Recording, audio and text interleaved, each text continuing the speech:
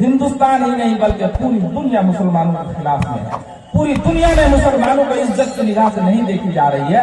पूरी दुनिया में मुसलमानों को परेशान किया जा रहा है। मुसलमानों का कत्लेआम हो रहा है। मुसलमानों को हर जगह नफरत की निगाह से देखी जा रही है।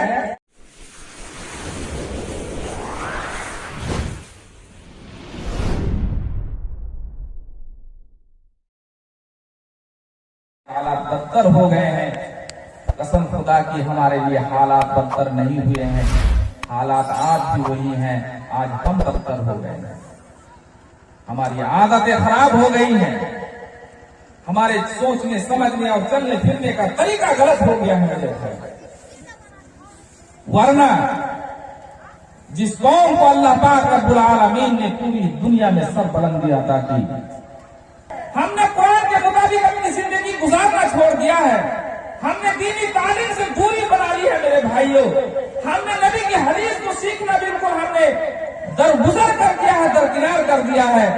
नबी की सुन्नतों पर हमने चलना छोड़ दिया है। हम बदल गए हैं, हालात नहीं बदले हैं। हालात आज भी वही है, जमाना आज भी वही है, मगर हमारे आमाल बदल गए हैं, जिस वजह से आज पूरी दुनिया में हम जलील व ख्वार हो गए। हमारे पीछे पूरी दुनिया पड़ी हुई है।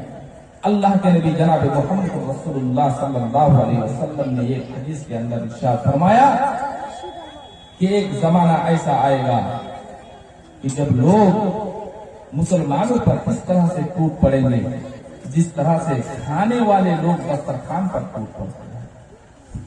खाने वाले जैसे दस्तरखान पर टूट पड़ते हैं, एक जमाना ऐसा आएगा कि लोग मुसलमानों पर उसी तरह से टूट पड़ेंगे। एक टूटेंगे, एक मुसलमानों पर हमला करेंगे और दूसरा इंतजार में खड़ा होगा कि वो कब हटे कि फिर हम दूसरी तरफ से वार करें। दूसरा हटेगा, तीसरा खड़ा होगा और वो उसे कहेगा कि अब तुम्हारी बारी है, अब तो हम कर चुके, अब तुम करो, तुम्हें जो करना है। आज देखिए, हिंदुस्तान ही नहीं बल्कि पूरी दुनिया मुसलमानों के खिलाफ में है। पूरी दुनिया में मुसलमानों को इज्जत की निगाह से नहीं देखी जा रही है। पूरी दुनिया में मुसलमानों को परेशान किया जा रहा है। मुसलमानों का कत्लेआम हो रहा है।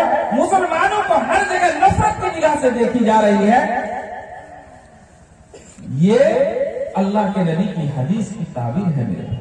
अल्लाह के नबी ने कहा कि एक जमाना ऐसा आएगा कि जब मुसलमानों पर लोग वैसे टूट पड़ेंगे जैसे खाने वाले लोग दस्तरखान पर टूट पड़ते हैं। सहाबाए किराम रिज़वानुल्लाह अलैहिम अजमाइन ने अर्ज़ किया, या रसूलल्लाह, क्या उस वक्त हम तादाद में कम होंगे?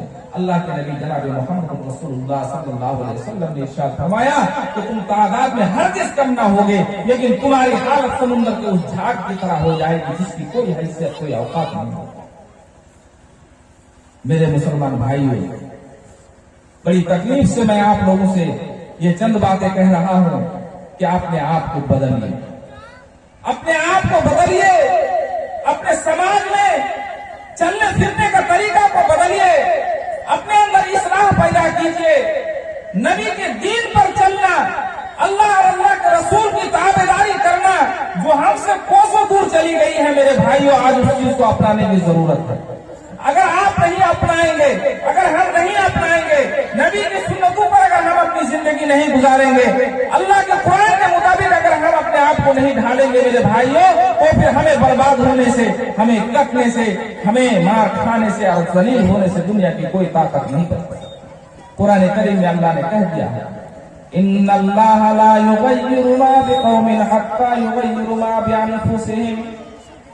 अल्लाह ने किसी कौम की हालत को उस वक्त तक नहीं बदला जब तक वो अपने आप को बदलने की तदबीर ना करे, जब तक वो अपने आप को बदलने का फिक्रमंद ना हो जाए, जब तक आप अपने आप को बदलने, अपने आप की इस्लाह करने का फिक्रमंद नहीं होंगे, अल्लाह तबारक व तआला तब तक आपके अंदर किसी भी तरह का कोई तब्दीली नहीं लाएंगे।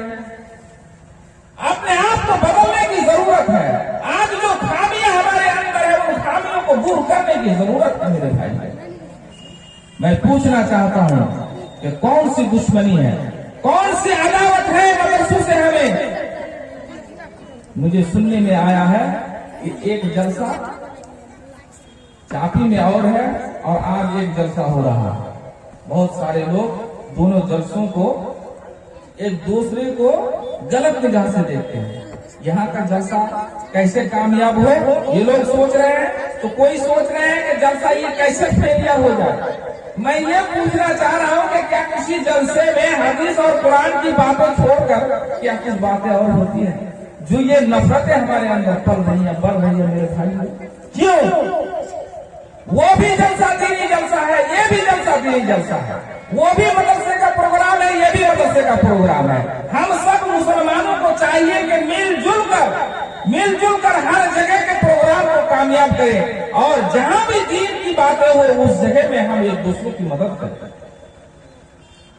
हम एक दूसरे का साथ दें, आपस में भाईचारा और खुलूस और मोहब्बत पैदा करें मेरे भाई। ये आज हमारे बिगाड़ का ही नतीजा है।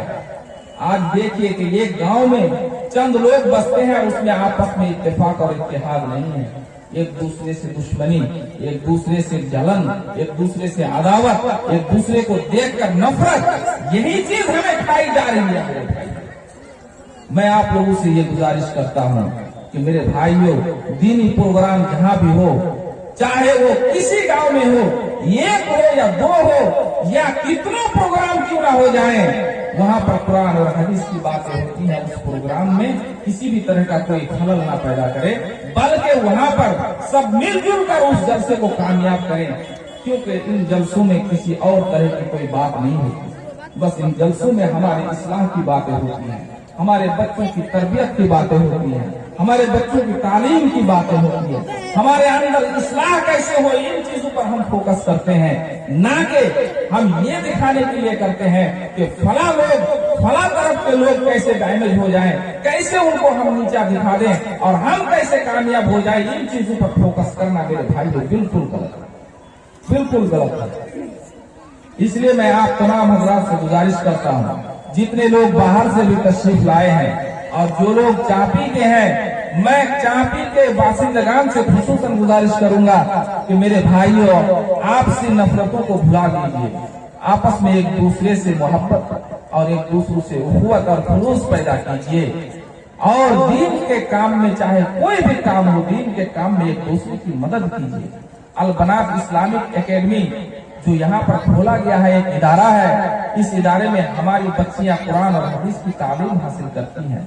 यहाँ आकर हमारी बच्चियां अपने दीन पर चलना सीखती हैं। जैसे हमारा एक तालीमुल कुरान मदरसा है तालघाट में, वहाँ भी कुरान और हदीस की तालीम दी जाती है। वहाँ पर हमारे बच्चे और बच्चियां वहाँ पर भी दीन की तालीम हासिल करते हैं। हम लोगों को चाहिए कि इस तरह के इदारे जितने भी कायम हो, हम एक दूसरे की तरफ हकारत और नफरत की निगाह से ना देखकर हम इन इदारों को चलाने की कोशिश करें।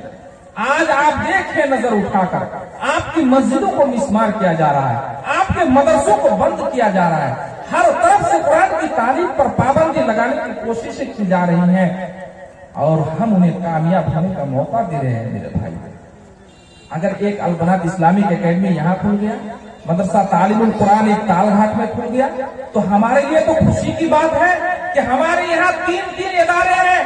मदरसा तालीमुल कुरान तालघाट में एक इदारा है, वहाँ के बच्चे और बच्चियां वहाँ पर कुरान और हदीस की तालीमें हासिल करते हैं। अल बनात इस्लामिक एकेडमी एक चापी में एक इदारा और है, यहाँ पर भी हमारी बच्चियां वो कुरान और हदीस की तालीम हासिल करते हैं। मदरसा दारुल हुदा चापी जो आपका बहुत बड़ा इदारा है और पूरे बिहार का एक नामी इदारा है, वो मदरसे में भी बच्चों को कुरान और हदीस के साथ साथ दीनी और दुनियावी दोनों तरह की तालीमें दी जाती हैं। मेरे भाइयों, इसलिए हमें हर इदारे के तालीम पर फोकस करना है। हमारे बच्चे दीन पर चलना कैसे सीख जाए, हमें ये फोकस करना है। हमें ये नहीं देखना है कि अल बनात इस्लामिक एकेडमी में कितने बच्चे जा रहे हैं और वहाँ पर कितने जा रहे हैं।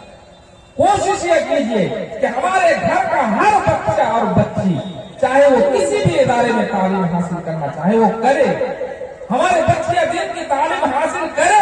अगर वो दीन की तालीम से दूर हो जाए मेरे भाइयों, अगर वो दीन की तालीम से दूर हो जाए तो फिर समझ लीजिए कि ये हमारे लिए बर्बादी का मकाम है। और आज जो हमारा रवैया है, हम लोगों का जो तौर तरीका है, हम लोगों को एक दूसरे को मदद करने के बजाय एक दूसरे से अदावत, एक दूसरे से दुश्मनी, एक दूसरे से नफरत, ये क्या माहौल है? ये क्या माहौल है? क्या इस तरह से कभी कोई इदारा चल सकता है? एक इदारे को चलाने के लिए वहां के जितने भी बाशिंदगान हैं, हर किसी की मदद की जरूरत है। इसलिए मेरे भाइयों, लोग सब आए हैं।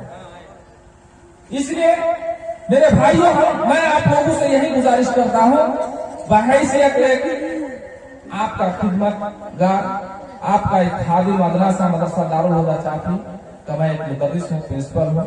मैं चापी के बाशिंदगान से ये गुजारिश करता हूँ कि चाहे अलबनात इस्लामिक एकेडमी हो या मदरसा तालीमुल कुरान तालघाट हो या मदरसा दारुल हुदा चापी हो, मेरे भाइयों आप लोग अपने बच्चों को और अपनी बच्चियों को तालीम जरूर दें। अपने बच्चों और बच्चियों को तालीम हासिल करने के लिए इन मदरसों में भेजिए। ये मत देखिए कि ये सरकारी इदारा है और ये प्राइवेट है। जी नहीं, तालीम तो तालीम है, चाहे सरकारी इदारे में दिए जाए या प्राइवेट इदारे में दिए जाए। और जिस वक्त जिस दौर में आप देख रहे हैं कि आपके इदारों पर बंदिशें लग रही हैं, इनको बंद करने की कोशिशें की जा रही हैं, मेरे भाइयों आप लोगों से मैं गुजारिश करता हूं कि अगर आप 100 रुपया कमाते हैं, 200 रुपया कमाते हैं, 500 रुपया कमाते हैं, तो उसमें से कुछ हिस्सा इन इदारों के लिए जरूर वक्फ करें।